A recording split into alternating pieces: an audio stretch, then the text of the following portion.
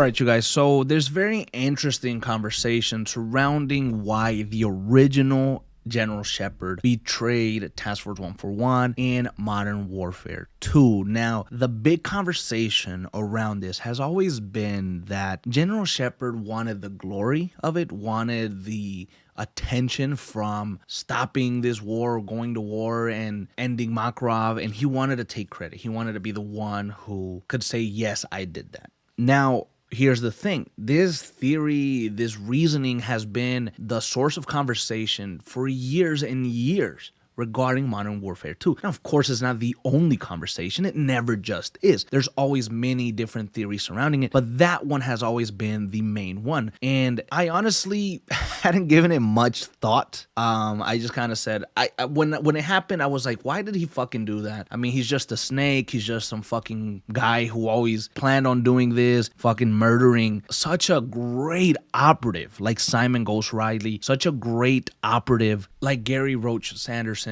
and then, ordering the hits basically on Soap and Captain Price. And Shepard in the original always had this sort of he always had this shit attitude towards you. It kind of felt like he was very aggressive all the time. And every time that he spoke to Captain Price, you could feel that there was this underlying maybe hatred or distrust between the two. But again, I never really thought too much of why he betrayed them. And if it was because he wanted the glory, I could say, okay, yeah, I could see that. And we keep it moving. But there was this awesome comment on a video that I made titled General Shepard's Plan to Eliminate Task Force 141, where we talk a little bit about the story of how it happened. And that's really the main point. But we had this comment here from the Furio USWC, and I'm going to read this in its entirety. It's basically a theory for why he believes that General Shepard betrayed Task Force 141, and this is very different. This really explains maybe the psyche of General Shepard and the decisions that he had to make and what led him to the betrayal. So he says, my theory for why Shepard betrayed Task Force 141 is that in the aftermath of Shock and Awe, the Call of Duty 4 mission, Shepard was humiliated. His legacy would forever be the general who lost 30,000 men in the blink of an eye. Shepard is an older man in his mid-50s. He only has a few years of service before the military forcibly retires him, left with the fact that he decided to take matters. So this is very, very interesting. And yes, you have to remember that Shepard had this anger. He was so pissed off that he lost these 30,000 men and nobody blinked a fucking eye. Okay, so he had this anger built inside him. The Furio continues. He approached Vladimir Makarov, leader of a splinter group of ultra-nationalists who were kicked out for being too violent. They decided to start a war between Russia and the United States. Both of them would gain benefit, but have no illusions that they were ever going to work together long term. Shepard then would recruit Allen as an expendable pawn because 141 was too valuable for the mission. He inserted Allen into Makarov's inner circle and then outed him as a spy so Russia would go to war with the US. So this is basically planned. This is what we kind of know. This is an understanding that Shepard and Makarov had this agreement. He put Allen in there and then used this as a way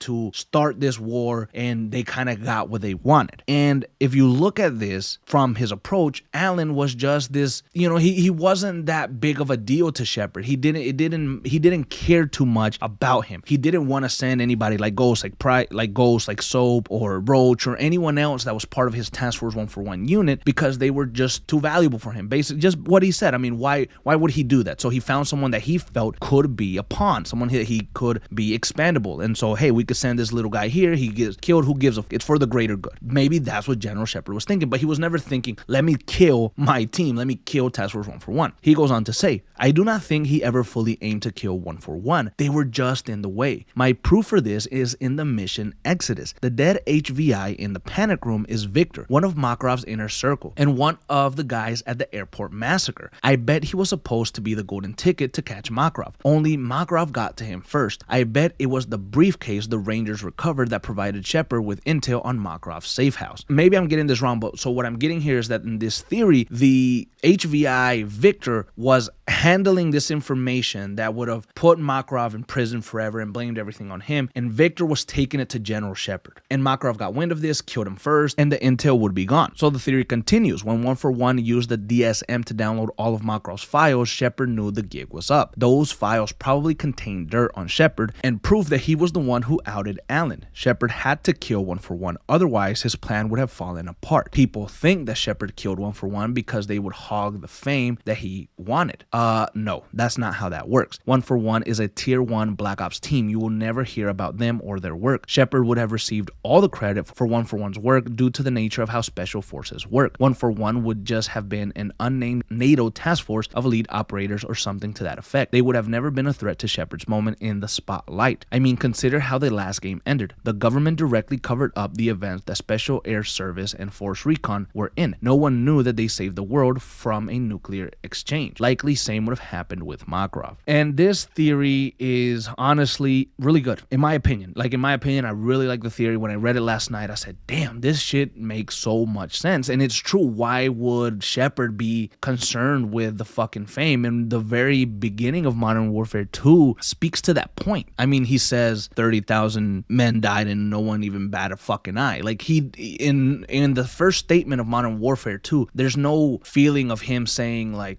yes, I want to be famous. Oh, yes, I want the riches and the recognition that comes from everything. He has this anger. He's pissed off. He's angry. And so I think that's why he would go and do the things that he did, and he wasn't giving a shit about the fame. He just wanted to maybe have the death of all those Marines mean something in his way, maybe in a twisted way that he was thinking about. So I want to, again, thank the Furio USWC for commenting this theory. Here and there we find some really good theories that you guys leave down in the comments below, and I'd love to highlight them, love to talk about them, because they expand my knowledge more. They get me thinking, they get you guys thinking, get you guys talking, and some of these theories are really fucking incredible. So yeah, I don't know. I think that this is a different way to look at what General Shepard did and why he did it. Now, when I go back and replay Modern Warfare 2, I'm going to be thinking about that. I'm going to be thinking maybe he was planning this from the get-go, because, some people would always say there was a few times that he tried to kill Task Force 141, and I could agree with that as well. Another great commenter here left a comment about that, how if you pay attention, it seemed like multiple times he tried to take them out. That could be true. Maybe that is what really happened, but this theory challenges that a little bit. That theory kind of makes you wonder if it really went down that way. It makes you wonder if things could have been different. Maybe if one or two things, don't happen, Shepard doesn't have to kill Task Force 141 and they continue working together. That would have led to avoiding many deaths. It could have avoided having to kill Ghost and Roach. It could have avoided the death of Shepard himself. I mean, so many things could have been different according to this theory. So I wanted to share that with you guys. I thought it was a really cool theory. What do you think? Do you agree with it? Do you like it? Or do you have a different theory that challenges this one?